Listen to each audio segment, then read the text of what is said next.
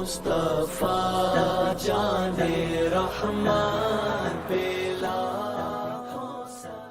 الحمدللہ رب العالمین والصلاة والسلام علی سید الانبیاء المرسلین وعلی آلہ واصحابہ وازواجہ وذریاتہ واہل بیتہ وعطرتہ اجمعین، اما بعد۔ اللہم صلی علی سیدنا مولانا محمد معدن الجود والکرم وآلہ وصحبہ بارک وسلم علیہ۔ صلاۃ و سلام علیک یا سیدی یا رسول اللہ وعلی آلک واصحابک یا حبیب اللہ۔ ناظرین کرام، السلام علیکم ورحمۃ اللہ وبرکاتہ۔ پروفیسر ڈاکٹر مجید اللہ قادری ادارہ تحقیقات امام احمد یوٹیوب چینل پر آپ کو خوش آمدید کہتا ہے۔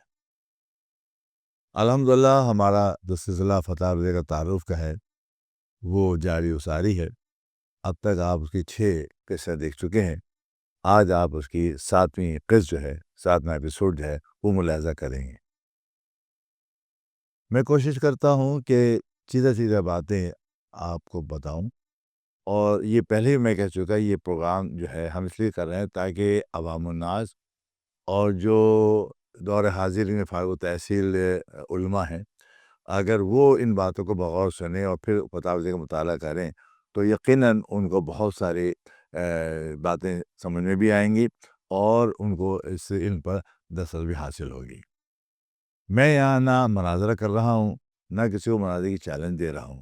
میں فتح رضویہ کا تعارف ہر طریقے سے پیش کر رہا ہوں، اور اس کے اندر اگر کوئی سمجھ رہا ہے کوئی ایسی بات ہے تو یقیناً وہ فتح رضویہ کا مطالعہ کر سکتا ہے۔ میری قطعاً یہ وہ نہیں ہے کہ میں کسی کی تضحیق کروں یہاں پر یا کسی کو کم دکھاؤں۔ میں صرف فتح رضویہ جو کہ ایک بہت بڑے عالم دین، بہت بڑے فقیہ، بہت ہی بڑے مجتہد کا مجموعہ فتاوی ہے، میں اس کو تعارف پیش کرتا ہوں۔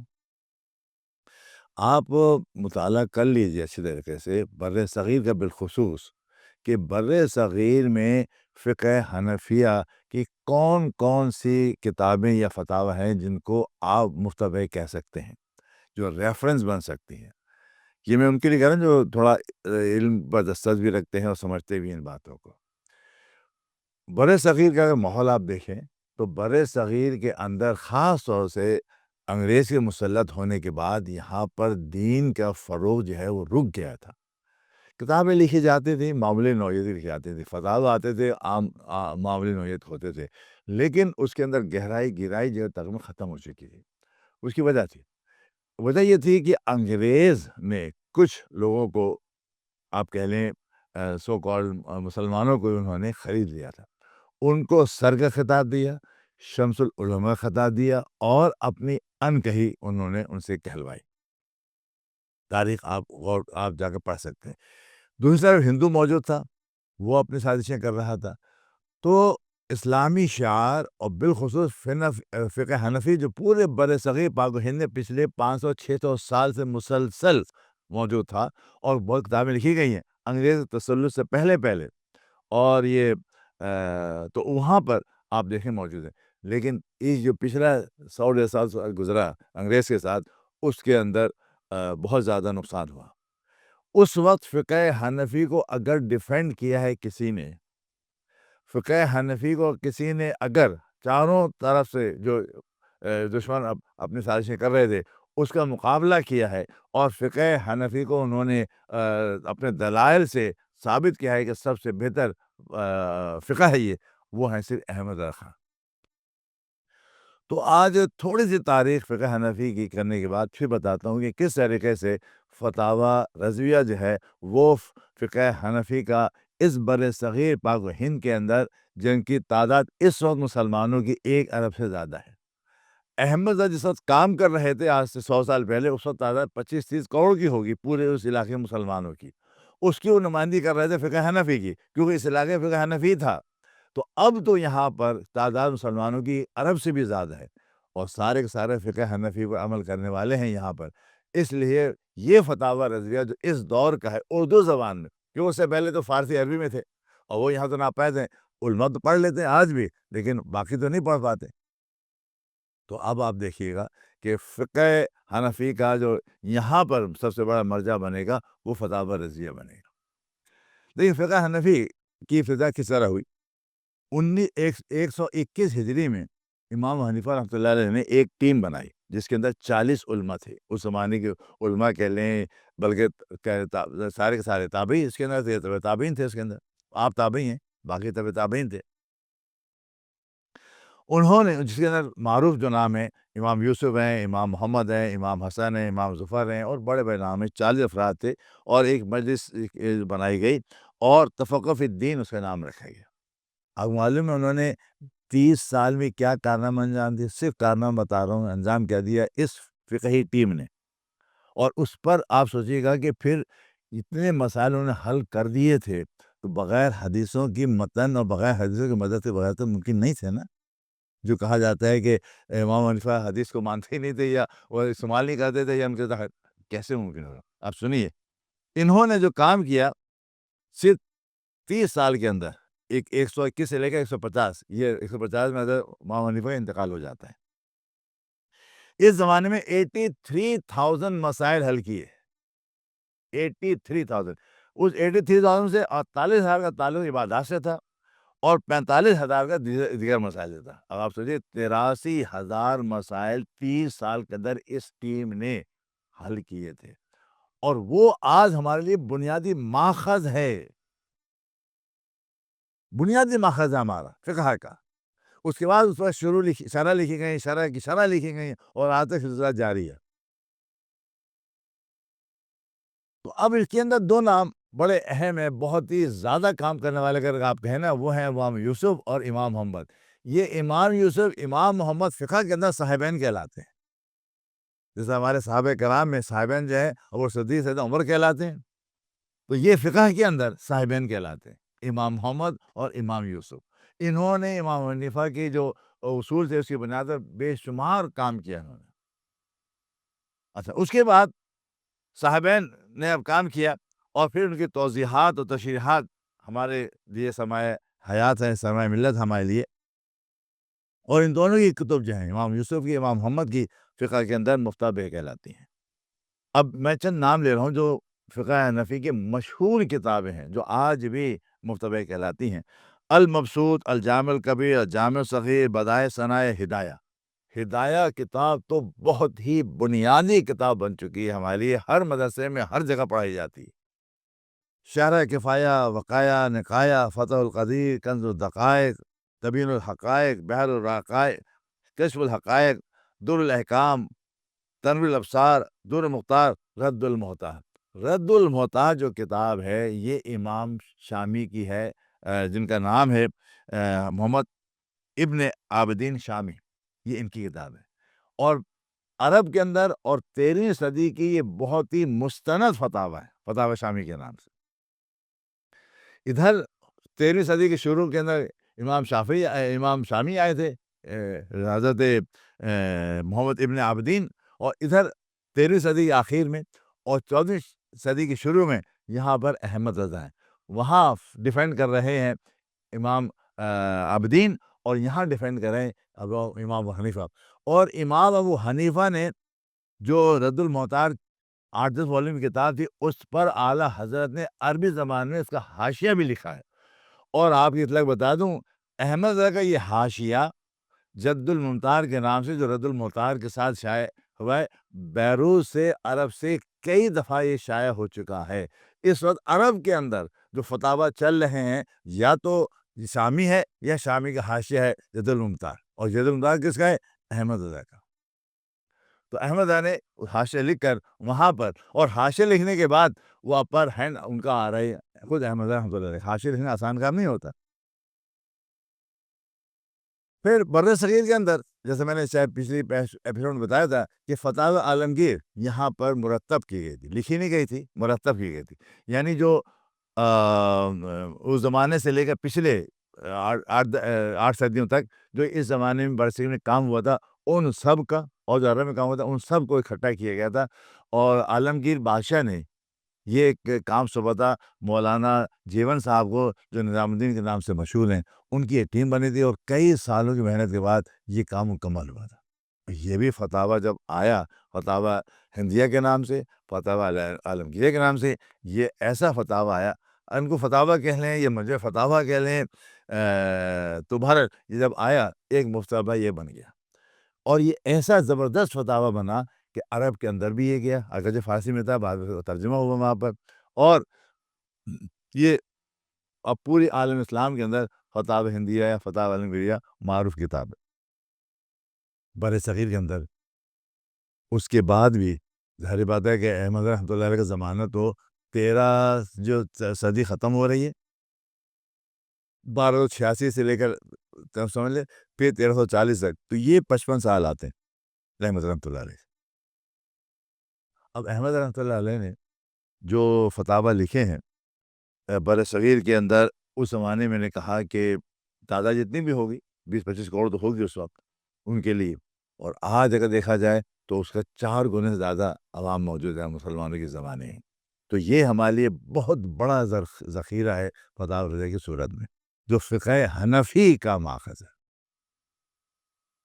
آپ معمولی جیسے میں نے پچھلے ایپیسوڈ میں بتایا تھا کہ ڈاکٹر ظہور صاحب نے کہا تھا، ظہور احمد صاحب نے، کہ احمد رضا کوئی معمولی فقیہ، معمولی مفتی، معمولی مجتہد نہیں ہے، بہت بڑے عالم۔ اب بہت بڑا عالم جب بنتا ہے کہ جب بہت زیادہ گہرا اس کا مطالعہ ہوتا ہے۔ احمد رضا کے مطالعے میں تمام تفاسیر، تمام کتب حدیث، تمام شروح، تمام فقہ، اس کی ساری کتابیں ازبر تھیں۔ میرے دوستوں، یہ میں جملہ محبت میں نہیں کہہ رہا، میں اس کا بہت زیادہ مبالغہ نہیں کر رہا۔ اعلیٰ حضرت کا معاملہ یہ ہے کہ وہ ایک دفعہ کتاب پڑھ لیتے تھے، وہ ساری کتاب ان کے ذہن میں رہ جاتی تھی، اور اس کا وہ ریفرنس دیتے تھے عبارت کے ساتھ۔ تب اتنا بڑا ان کے پاس جب علم تھا، ان کے لیے کوئی مشکل نہیں ہوتی تھی کہ کتابیں ٹھنگالیں، کچھ کریں۔ سفتہ آئے ایک کے وقت میں 400 سفتہ آتے تھے، 400، اور ان کا ریکارڈ یہ تھا کہ کوئی سفتہ آئے جواب نہ دے، یہ ممکن نہیں تھا، تو وقت چاہیے۔ تو اسی لیے ان کا ایک قول بتا دوں، ایک موقع پر انہوں نے اپنے اظہار فرمایا اپنی خدمات کا، فتاوی کے اندر موجود ہے۔ کیا فرماتے ہیں؟ سرکار ابد قرار بارگاہ عالم پناہ رسالت صلی اللہ علیہ وسلم سے 2 خدمتیں اس خانہ زاد ہیچ کر رکھ سپرد ہوئی ہیں، ایک افتاء اور ایک رد وہابیہ۔ سارا اگر آپ دیکھیں گے نا ان کا کام فتاوی ہے، اور فتاوی کے اندر، فتاوی کے باہر جو کام ہے وہ رد وہابیہ ہے۔ رد وہابیہ کیا ہے؟ جو محمد بن الوہاب نجدی، جو وہابی کہلاتے ہیں، ان کی تعلیمات جب انڈیا میں آئی تھیں، انڈیا میں آنے کے بعد جب فلورش کرنے لگی، اس کا ڈیفینڈ اگر کسی نے کیا ہے مولانا فضل خیر آبادی کے بعد، تو سب سے زیادہ اعلیٰ حضرت نے کیا، سب سے پہلے ڈیفینڈ انہوں نے کیا تھا، اس کے بعد اعلیٰ حضرت نے کیا، اور اسی لیے کیا کہ وہ ایسا شر تھا، اگر وہ پھیل جاتا انڈیا پاکستان کے اندر بھی تو شاید اسلام کا رخ بالکل بدل جاتا۔ احمد رضا نے ایک طرف فقہ بچایا اور ایک طرف عقائد بھی بچائے ہیں۔ تو یہ فرماتے ہیں کہ میرے 2 پسندیدہ چیزیں ہیں، ایک افتاء ہے، اور افتاء کا بھی عالم یہ ہے کہ کوئی لمحہ نہیں جاتا ہے۔ ایک جگہ وہ لکھتے ہیں کہ کسی نے کہا ہوگا بھائی یہاں آ جائیے، یہاں کے خدمت انجام دے لی ہمارے شہر میں، انہوں نے کہا تم میرے پاس آؤ اور میرے 24 گھنٹے تم آبزرو کرو، اگر تم مجھے 24 گھنٹے کے اندر 2 منٹ بھی فالتو پاؤ تو تم اپنے ساتھ لے جانا۔ یہ ان کے آپ تو بھی یہاں پر فتاوی عالمگیرہ کے بعد ظاہر بات ہے یہاں پر جو سب سے اہم کتاب آئی وہ یہ ہے۔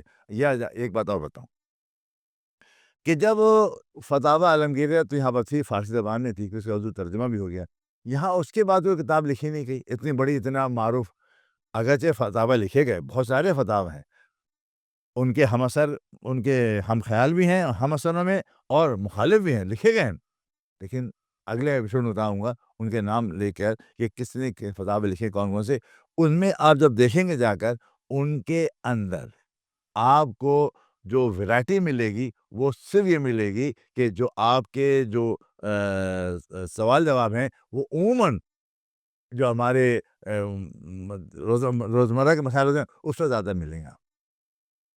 لیکن اس کے اندر تنوع بہت زیادہ نہیں ملے گا جو آپ کو یہاں ملے گا۔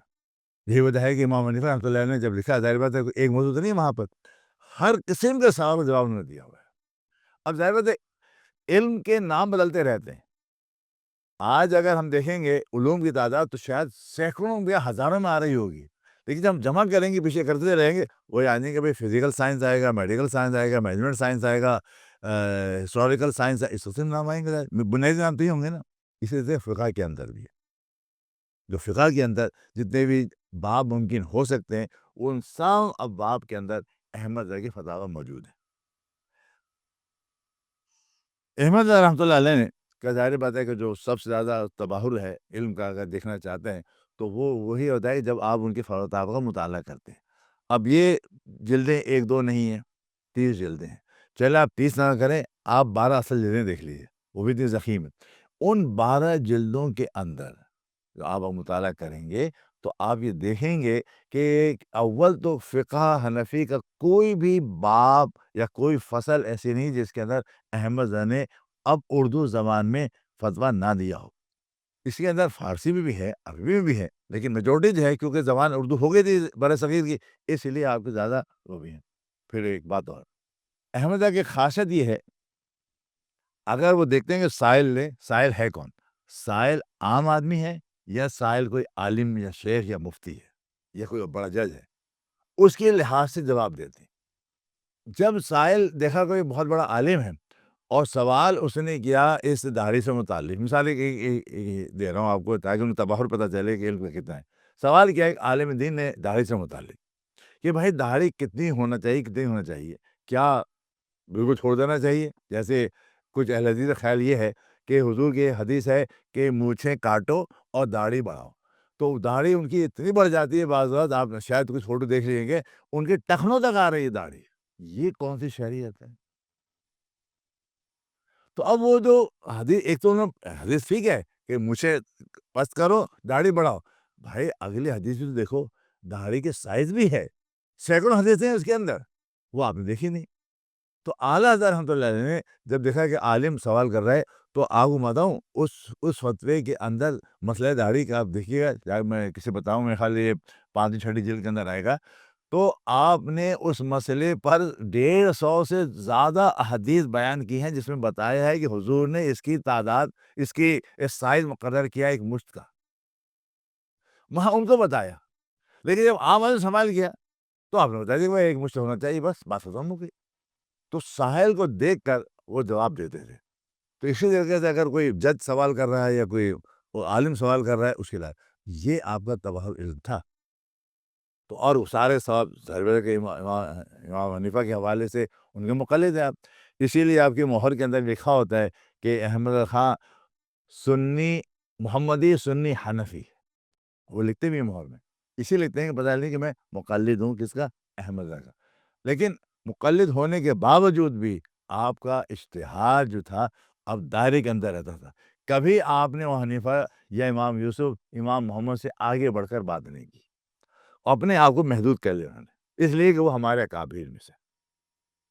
تو اللہ رب العزت نے ان کو مقام دیا، مرتبہ دیا، اور فتاوی رضویہ کی جو صورتحال ہے، جس طریقے سے میں نے کہا کہ عرب کے اندر فتاوی شامی کو ایک مقام حاصل ہے، تو بر صغیر میں فتاوی رضویہ کو حاصل ہے۔ یہ بات دیگر ہے کہ جو ہم خیال مفتیان نہیں ہیں، ہم خیال لوگ نہیں ہیں، وہ فتاوی رضویہ کو اہمیت نہیں دیتے، لیکن بتا دوں ان سب کو آپ اگر مطالعہ کر لیں گے فتاوی رضویہ کا، اس سے ہٹ کر کے عقائد آپ کے کیا ہیں کیا نہیں ہیں، آپ کو فقہ حنفی، کیونکہ جتنے بھی دارالعلوم دیوبند کے مفتیان ہیں یہ سارے کے سارے اپنے آپ کو حنفی بھی کہتے ہیں، یہ سب مقلد بھی ہیں۔ جب مقلد ہیں تو کم از کم مسائل کے اندر آ جائیے، اور مسائل میں آنے کے بعد دیکھیے کہ بر صغیر کے اندر امام حنیفہ کو تقلید کرنے والے نے کس نے سب سے زیادہ ان کے کام کو فروغ دیا ہے، تو آپ نے دیکھا احمد رضا ہے۔ تو اگر مطالعہ کر لیا جائے تو یقیناً آپ کو فائدہ ہوگا اور عالم اسلام کو فائدہ ہوگا۔